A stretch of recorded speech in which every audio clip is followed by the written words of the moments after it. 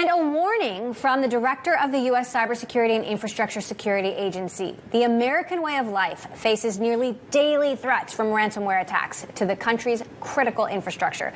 For more on this, I'm joined by Jamil Jaffer. He is the co-founder and executive director of the National Security Institute and a national security expert who also served in the White House during the George W. Bush administration. So what do you make, Jamil, of these latest comments from CISA? And, I'm sure it seems obvious to you, but it still seems to be difficult to get, folks across the administration on board.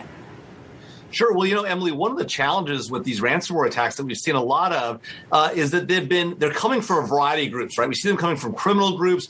We've heard some discussion about whether nation states are involved in them or not, right? So the question becomes, what's the government's role here? But I think what's really concretized it for the American public is the attacks on Colonial Pipeline, the attacks on hospitals, the attacks on water supplies, food supplies. We've now seen this ransomware spread in ways that really affect the average day-to-day lives of Americans. And that's what's got them really exercise about it, that is to say the American people, and that's got the government paying a lot more attention. And so you see now the government talking about how it needs to do better on its own defense. That's what today Jen Easterly at CISA was talking about, and how to make that more effective and how to get better at specific vulnerabilities that the government has today and how to address those immediately.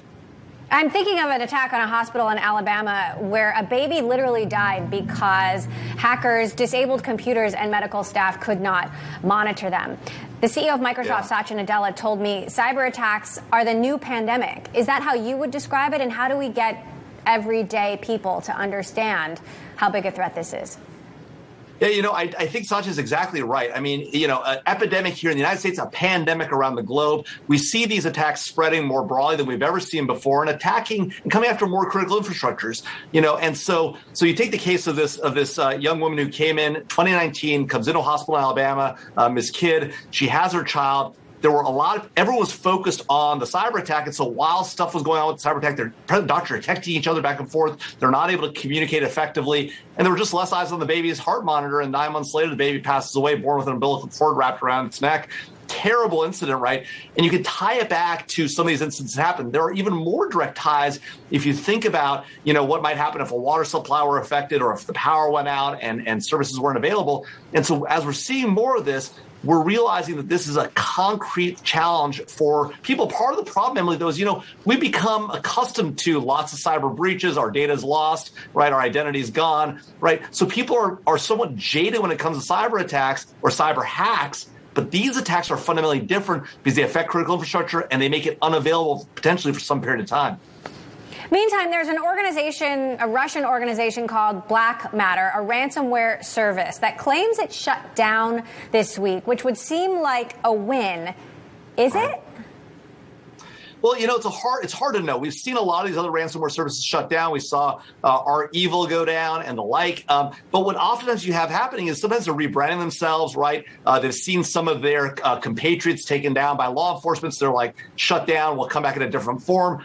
One of the things about Black Matter was that they were ransomware as a service. So they were offering ransomware to other people for part of the cut of it, right? And so they may have shut that down, but they may also still be doing it on their own. And of course, the real question is why did they shut down? What was this law enforcement activity? Was it an allied nation? Was it the Russians, as some have argued? Was it another Eastern European nation? We don't know for sure. But their claim is law enforcement came after us. We decided to shut down. So a win at some level, but perhaps not as big as we might have otherwise hoped.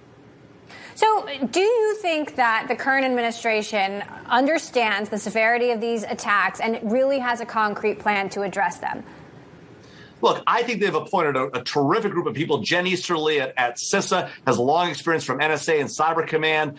She stood up the initial things there. She was at Goldman Sachs recently.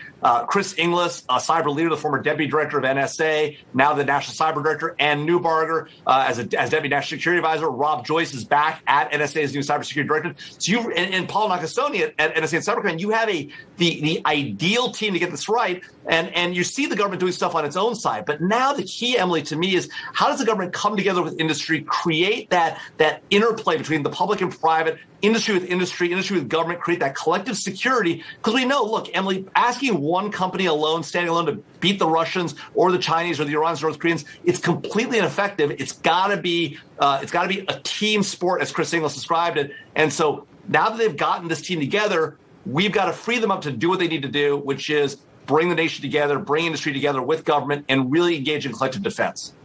Are ransomware attacks going to get worse? And are they going to get worse and then potentially get better? I mean, what's next? Well, we have a lot of focus on ransomware because it's the current thing that's hitting us. But, ransomware is a part of a larger malware problem that we've had for a long time. And unfortunately, I do think that malware problem is going to get worse before it gets better, in part because we need this collective defense capability. What we also need, though, is exact costs from our adversaries. We know that in some cases, the Russians, the Chinese, the Iranians, the North Koreans are helping fund these criminal groups. They're also allowing them to operate. In a lot of ways, you've got to treat cyber criminality the same way you treat terrorism, which is we're going to hold the nation states that allow these actors to operate liable for the actions of these actors. And so until we start doing that and really start imposing costs and get our defense better, unfortunately, I think it's going to get worse before it gets better, Emily. That's pretty extreme to treat cyber criminals just like terrorists. Why? Well, look, I think that right now the way it's working is in China and Russia, we've long seen a lot of interplay between cyber hackers, cyber attackers, the criminals, and the government. A lot of times the guys that are working for the government, the men and women that work for the government, will go home and hack in their free time, trying to make money for their own pocketbooks. They're also paying off some of these nation states, and so that's part of the challenge. We've long seen that in Russia. We're seeing more of that in China, and so we know they know what's happening. If we don't hold them accountable, we're going to see more and more of this. I think that's the real fundamental challenge. Okay. Jamil Jaffer, founder and executive director of the National Security Institute at George Mason University. Thank you, as always, for giving it to us straight. Coming up.